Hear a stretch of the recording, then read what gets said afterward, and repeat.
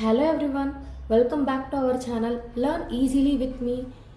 இன்னைக்கு என்ன பார்க்க போறோம்னா 10th standard maths chapter 1 exercise 1.2ல செகண்ட் சம் தான் பார்க்க போறோம். क्वेश्चन என்ன கொடுத்திருக்காங்கன்னு பார்க்கலாம் வாங்க.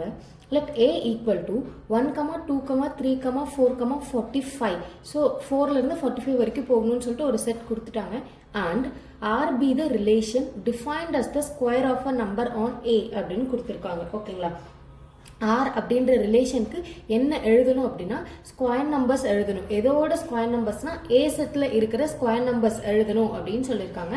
And write R as a subset of A cross A. அண்ட் தென் இன்னொன்று என்ன எழுதணும் அப்படின்னு பார்த்தீங்கன்னா R is the subset of A அப்படின்றத நம்ம எழுதணும் அப்படின்றாங்க. Also find the domain and range of R.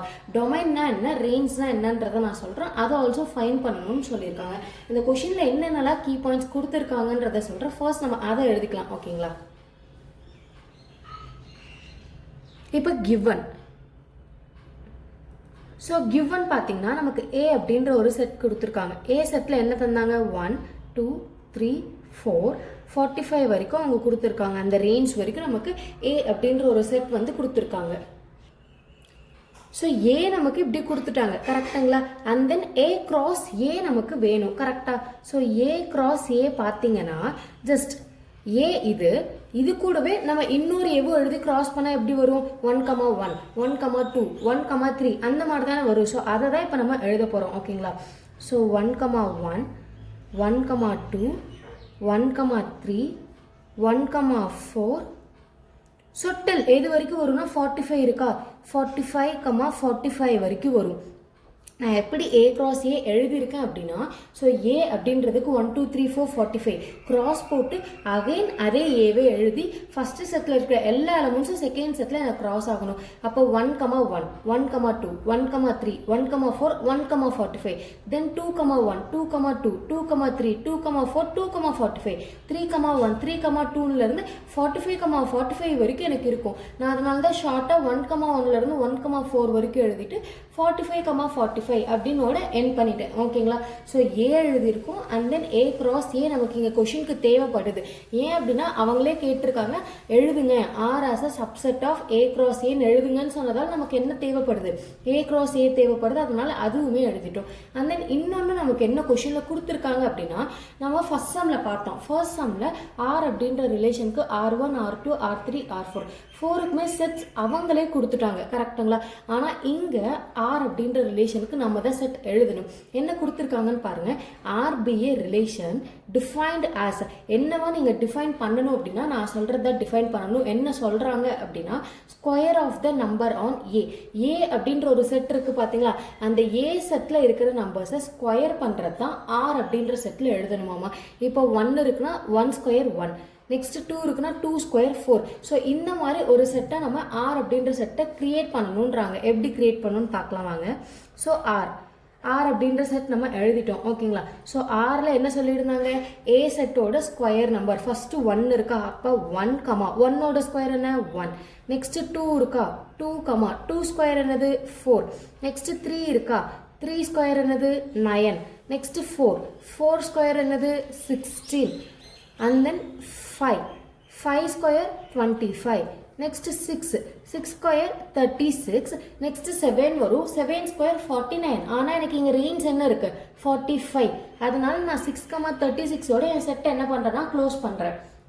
இங்கே 45 வரைக்கும் தான் நம்பர்ஸே இருக்கணும் என் செட்டில். ஓகேங்களா? ஏ அப்படின்ற செட்டில் 1லேருந்து 45 வரைக்கும் தான் நம்பர்ஸ் இருக்கணும்.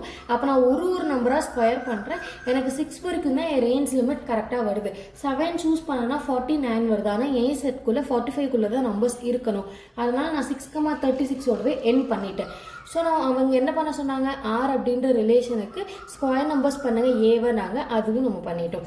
இப்போ நெக்ஸ்ட் என்ன அப்படின்னு பார்த்தீங்கன்னா எழுத சொன்னாங்க. என்ன எழுத சொன்னாங்க? ஆர் அப்படின்ற ரிலேஷன் எதில் சப்செட்டாக இருக்குது? ஏ கிராஸ் ஏல.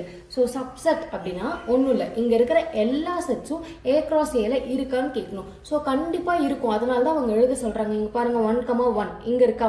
2, 4 இங்கே இல்லை. ஆனால் பாருங்க இங்கே எக்ஸட்ரா சிம்பிள் போட்டிருக்கேன். கண்டிப்பாக இதுக்குள்ளே இருக்கும். ஏன்னா ஏவை தானே கிராஸ் பண்ணுது. அப்போ 2ன்றது 2, 4 கண்டிப்பாக கிராஸ் பண்ணும். வேணும்னா நம்ம போட்டு கூட பார்த்துக்கலாம், எந்த ஒரு பிரச்சனையும் இல்லை. உங்களுக்கு அண்டர்ஸ்டாண்ட் ஆகணும்னா நீங்கள் ஏ கிராஸ் ஏவை ஃபுல்லாக போட்டு பார்க்கலாம். பட் அது ரொம்ப லென்த் லென்த்தியாக இருக்கும். ஷார்ட்டாக நமக்கு இது மட்டுமே போகுது கொஷினில், அதனால தான் அவங்களே கொடுத்துட்டாங்க. ஸோ ஆர் வந்து ஏ கிராஸ் ஏக்கு சப்செட்டு அப்படின்னு சொல்லிட்டு நீங்கள் எழுதுங்க அப்படின்னாங்க. நம்ம என்ன பண்ணிட்டோம், இப்போ அதையும் எழுதிட்டோம். நெக்ஸ்ட் அவங்க நமக்கு என்ன கேட்டிருந்தாங்கன்னா find the domain and range அப்படின்னு கேட்டிருந்தாங்க. கரெக்டாக. ஸோ டொமைன்னா என்ன, ரேஞ்ச்னா என்ன அப்படின்றத சொல்ல ஒரு சின்ன எக்ஸாம்பிள் சொல்கிறேன். இது பேர் தான் நம்ம ஏரோ டயக்ராம்னு சொல்லுவோம். நமக்கு இந்த எக்ஸசைஸில் லாஸ்ட் சமுக்கு மட்டும்தான் இது யூஸ் பண்ணுவோம். ஓகேங்களா, அதாவது 4th and 5th சமுக்கு தான் இது வந்து நம்ம யூஸ் பண்ணுவோம்.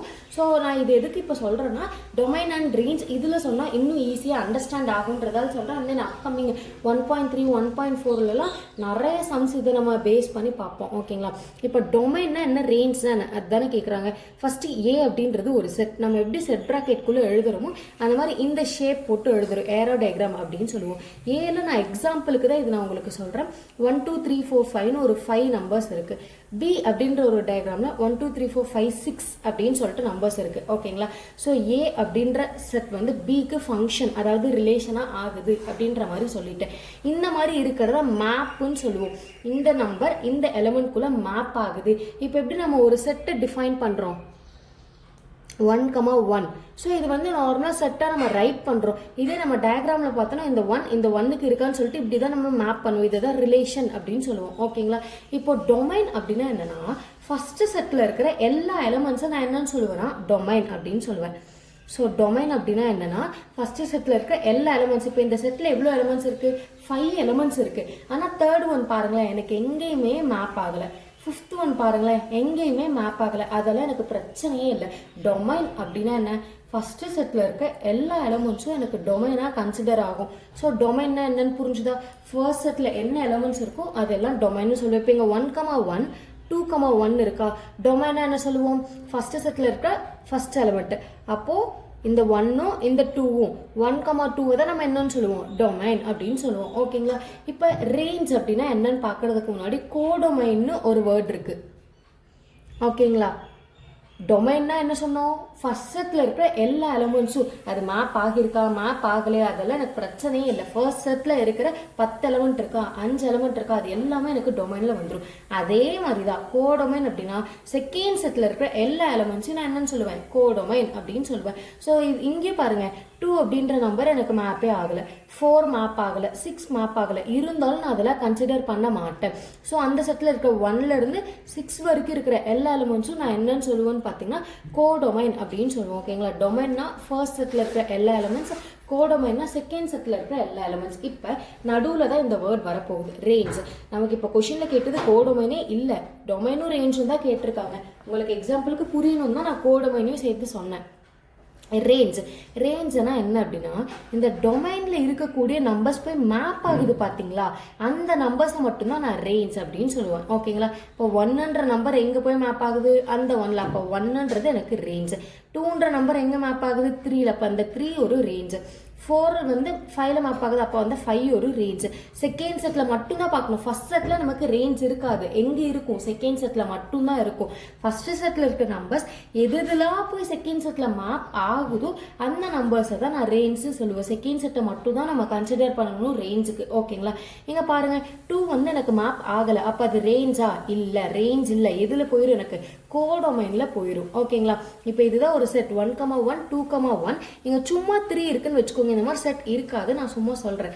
3 இருக்குன்னு வச்சுக்கோங்க. இப்போ இது டொமைன் சொன்னாங்கன்னா 1 2 3 மூணுமே நான் ஆட் பண்ணிப்பேன். இதே கோடொமைன் சொன்னாங்கன்னா 1 1 மட்டும்தான் எனக்கு இருக்கும். இதே ரேஞ்ச் சொன்னாங்கன்னா அதே 1 1 எது எனக்கு மேப் ஆகுதோ அதை மட்டும்தான் நான் ரேஞ்ச் அப்படின்ற மாதிரி சொல்ல முடியும். இந்த மாதிரி 3 சிங்கிளாலாம் எனக்கு வராது செட்குள்ளே, ஜஸ்ட் எக்ஸாம்பிளுக்கு தான் நான் சொல்கிறேன். ஓகேங்களா, ஸோ டொமைன் அப்படின்னா ஃபர்ஸ்ட் செட்டில் இருக்க எல்லா எலிமெண்ட்ஸ், கோடொமைன் அப்படின்னா செகண்ட் செட்டில் இருக்கிற எல்லா எலிமெண்ட்ஸ், ரேஞ்ச் அப்படின்னா ஃபர்ஸ்ட் செட்டில் இருக்கிற எலிமெண்ட் செகண்ட் செட்டில் மேப் ஆகும் பார்த்தீங்களா, அந்த எலிமெண்ட்ஸை தான் நான் ரேஞ்ச் அப்படின்னு சொல்லுவேன். இப்போ நம்ம சம்குள்ளே போனால் உங்களுக்கு ஈஸியாக புரியும். ஸோ இப்போ நம்ம டொமைன் அண்ட் ரேஞ்ச் பார்க்க போகிறோம். அந்த அவங்க கொஷினில் இன்னொன்று என்ன கொடுத்துருக்காங்கன்னு பாருங்களேன். So find the domain and range of ஆர்னு கொடுத்துருக்காங்க. இதே இஃப் இன்கேஸ் அவங்க ஏ கிராஸ் ஏக்கு கண்டுபிடிங்கன்னா நம்ம அதுக்கு தான் கண்டுபிடிச்சிருக்கணும். அவங்க என்னன்னு கொடுத்துருக்காங்க, ஆர். அப்போ ஆறுன்ற செட்டை மட்டும்தான் இப்போ நம்ம என்ன பண்ண போகிறோம்னா கன்சிடர் பண்ண போகிறோம். ஏன்னா அவங்களே சொல்லிட்டாங்க டொமைனும் ரேஞ்சும் எங்களுக்கு அதை மட்டும் சொல்லுங்கள் அப்படின்னு சொல்லிட்டு. இப்போ நான் டொமைன் ஆஃப் ஆர் அப்படின்னு போடுறேன். ஸோ ஆல்ரெடி சொல்லியிருந்த டொமைன்னா என்ன, இதுதான் ஒரு செட்னா இதில் இருக்கக்கூடிய ஃபர்ஸ்ட் எலமெண்ட், இதுதான் ஒரு செட்னா இங்கே இருக்கக்கூடிய ஃபர்ஸ்ட் எலமெண்ட். அப்போ இது எல்லாத்துலேயும் இருக்கக்கூடிய ஃபர்ஸ்ட் எலமெண்ட்டை மட்டும்தான் நம்ம டொமைன் அப்படின்னு சொல்லுவோம். ஸோ 1 2 3 4 5 6 எலமெண்ட்ஸை தான் இப்போ நான் என்னன்னு சொல்லலாம்னு பார்த்தீங்கன்னா டொமைன் அப்படின்னு சொல்லலாம். நெக்ஸ்ட் அவங்க என்ன கேட்டிருந்தாங்க, range. So range of R. ரேஞ்ச்னா என்னது, இப்போ ஒரு செட் இருக்கு 1,1 1ன்றது எனக்கு டொமைன் அப்படின்னா அந்த டொமைன் எந்த எலமெண்ட் கூட மேப் ஆகியிருக்கு, அதே 1 கூட. அப்போ அதுதான் என்னோட ரேஞ்ச். இந்த 1 4 9 16 25 36 இதெல்லாம் என்னன்னா என்னோட ரேஞ்ச். 1, 4, 9, 16, 25, 36. ஸோ டொமைன் ரேஞ்ச் கேட்டதால் நம்ம டொமைன் அண்ட் ரேஞ்ச் எழுதணும். இதே கோடொமைன் கேட்டிருந்தால் நமக்கு அதே இந்த 1 4 9 16 25 36 தான் வந்திருக்கும். ஓகேங்களா, எக்ஸ்ட்ரா எலமெண்ட்ஸ் இருந்திருந்தால் மேப் ஆகாமல் அதுவும் சேர்த்து எழுதியிருப்போம், அவ்வளோதான். ஓகேங்களா, ஸோ இந்த சம் அவ்வளோதான். இதில் ஏதாவது டவுட்ஸ் இருந்தால் கமெண்ட் செக்ஷனில் கமெண்ட் பண்ணுங்கள், நான் உங்கள் டவுட்ஸை கிளாரிஃபை பண்ணுறேன். அப்கமிங் வீடியோஸ்க்கு சேனலை சப்ஸ்கிரைப் பண்ணிக்கோங்க, நோட்டிஃபிகேஷன் பெல்லை கிளிக் பண்ணிக்கோங்க. தேங்க்யூ.